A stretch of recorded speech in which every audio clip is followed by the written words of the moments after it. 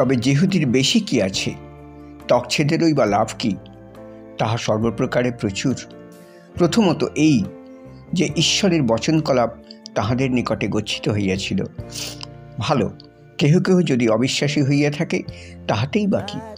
তাহাদের অবিশ্বাস কি ঈশ্বরের বিশ্বাসতা নিষ্ফল করিবে?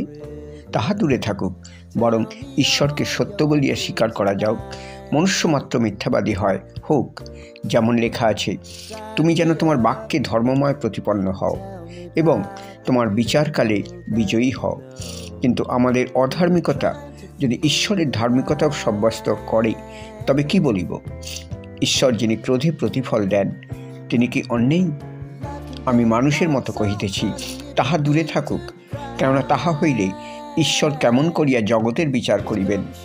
কিন্তু আমার মিথ্যায় যদি ঈশ্বরের সত্য তাহার গৌরবার্থে উপচিয়া পড়ে, তবে আমিও বা এখন পাপী বলিয়া আর বিচারিত হইতেছি কেন? আর কেনই বা বলিব না? যেমন আমাদের নিন্দা আছে, এবং যেমন কেহ কেহ বলে যে আমরা বলিয়া থাকি, আইসো মন্দ কর্ম করি যেন উত্তম ফল ফলে, তাহাদের দণ্ডাজ্ঞা ন্যায্য। তবে দাঁড়াইল কি? আমাদের অবস্থা কি অন্য লোকদের হইতে শ্রেষ্ঠ?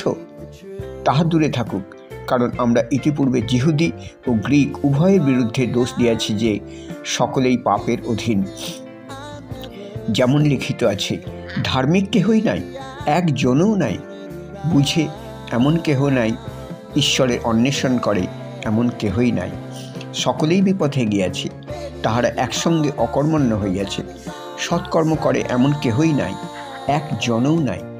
তাহাদের কণ্ঠ অনাবৃত কবরস্বরূপ, তাহারা জিহ্বাতে ছলনা করিয়াছে। তাহাদের ওষ্ঠাধরের নিম্নে কালসর্পের বিষ থাকে। তাহাদের মুখ অভিশাপ ও কটুকাটব্যে পূর্ণ। তাহাদের চরণ রক্তপাতের জন্য ত্বরান্বিত। তাহাদের পথে পথে ধ্বংস ও বিনাশ, এবং শান্তির পথ তাহারা জানে নাই।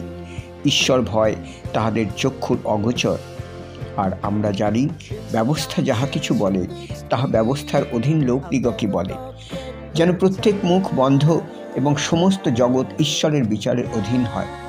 যেহেতু ব্যবস্থার কার্য দ্বারা কোনো প্রাণী তাহার সাক্ষাতে ধার্মিক গণিত হইবে না, কেননা ব্যবস্থা দ্বারা পাপের জ্ঞান জন্মে।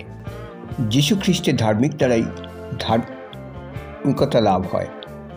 কিন্তু এখন ব্যবস্থা ব্যতিরেকেই ঈশ্বর দেও ধার্মিকতা প্রকাশিত হইয়াছে, আর ব্যবস্থা ও ভাববাদীগণ কর্তৃক তাহার পক্ষে সাক্ষ্য দেওয়া হইতেছে।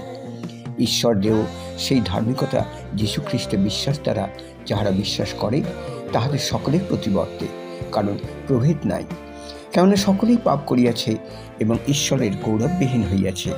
উহারা বিনামূল্যে তাহারই অনুগ্রহে খ্রিস্ট যীশুতে প্রাপ্য মুক্তি দ্বারা ধার্মিক গণিত হয়।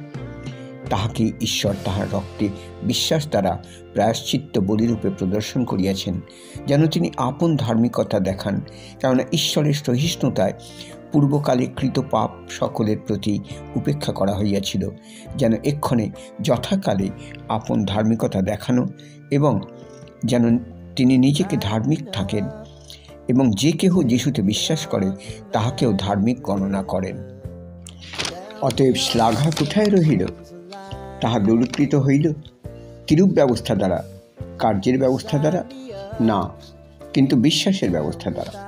কেননা আমাদের মীমাংসা এই যে, ব্যবস্থার কার্য ব্যতিরেকে বিশ্বাস দ্বারাই মনুষ্য ধার্মিক গণিত হয়। ঈশ্বর কি কেবল যিহুদিদের ঈশ্বর? পরজাতীয়দেরও কি নহেন? হ্যাঁ, পরজাতীয়দেরও ঈশ্বর।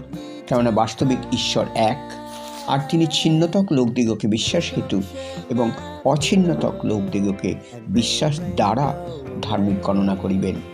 তবে আমরা কি বিশ্বাস দ্বারা ব্যবস্থা নিষ্ফল করিতেছি? তাহা দূরে থাকুক, বরং ব্যবস্থা সংস্থাপন করিতেছি।